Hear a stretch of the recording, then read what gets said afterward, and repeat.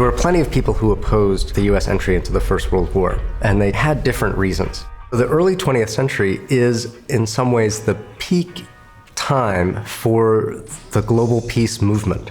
Many of these pacifists are being motivated by religious sensibilities. Some are motivated by secular reasons. Some are motivated by feminism and a belief that war was a masculine undertaking that women could stand up against and stop.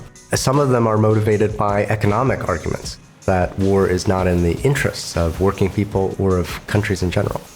Entering World War I by 1917 was far from a universally popular idea. In the Midwest, where you had substantial numbers of German-speaking Americans, they weren't necessarily interested in getting into the war. And in the far West, where you had a large number of Irish Americans who actually still hated the British for the famine in the middle of the 19th century, none of these people are interested in going to war.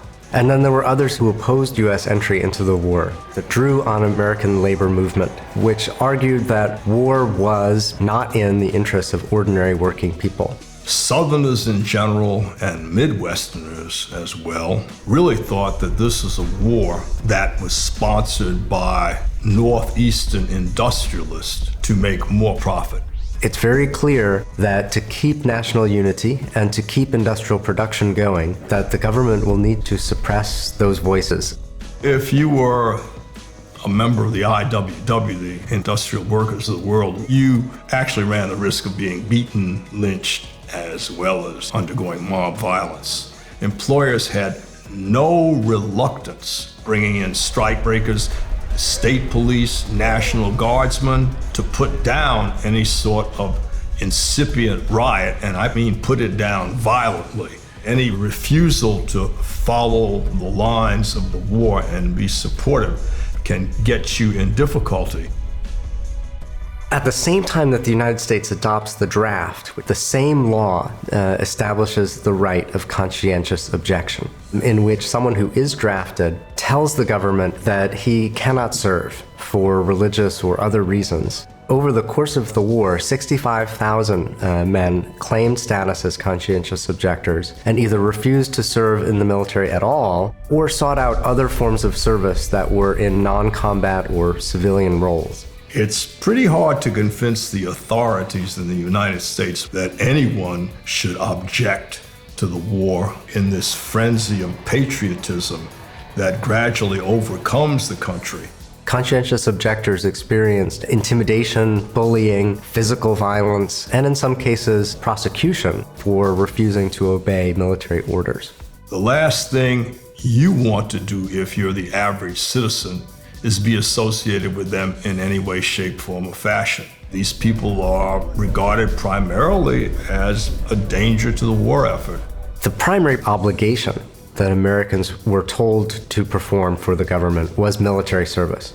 So citizenship and military service become linked. And this means people who opposed the war found themselves increasingly under scrutiny from their neighbors and in fact from government officials as well.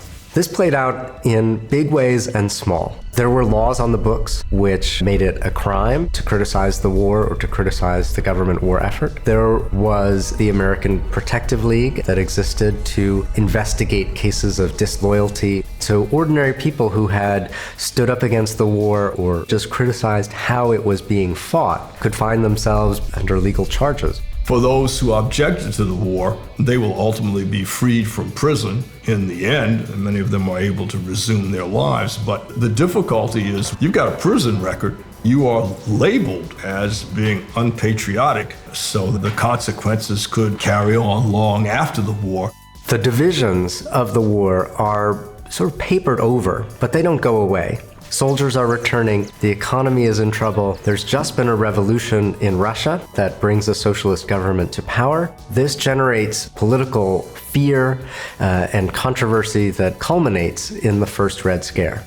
As ideas about socialism are spreading throughout Europe, many Americans fear that that's coming to the United States. This generates investigations, raids, deportations of people who opposed the government or took radical positions. So the war ended in November 1918, but peace wouldn't arrive in the United States for some time to come.